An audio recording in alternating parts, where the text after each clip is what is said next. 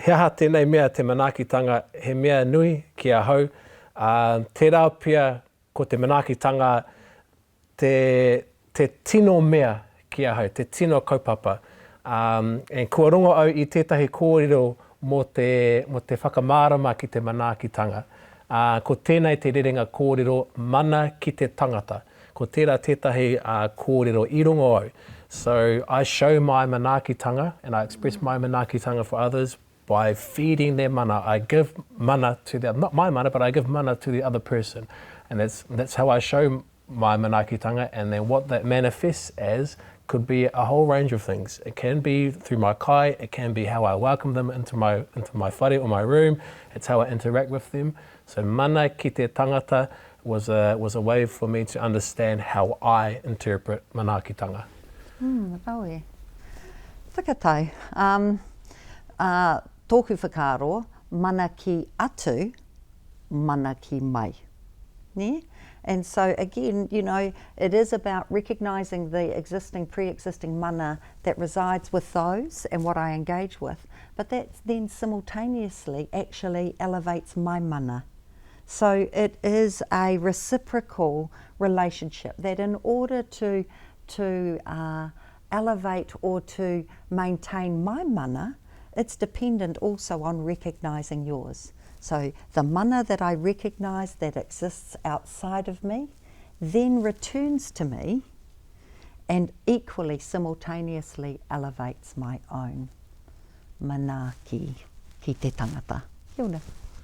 Ka pai, ko te mea nui ko te manaaki. Nō reira, aha ko wai, aha ko i hea,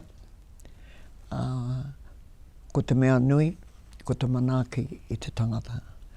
O manaakitanga, mea he kai, paitera, me mea he awhi, he aki haere te whānau, kei te pai anō tēnā. Engari ko te mea nui, kia kaha ki te manaaki i te tangata. And that's one of the essentials of, I'd say, looking after people, of ensuring that your manuhiri are well looked after, ensuring that your whānau is well looked after as well, and ensuring that everything is in place so that they would be made as comfortable as possible, and they would be able to go away saying, pai te rā, manaaki I a mātou. Yeah, and manaakitanga is a bit like wairuatanga. It comes from the heart, eh? It's from within. You can feel whether someone wants you in the room.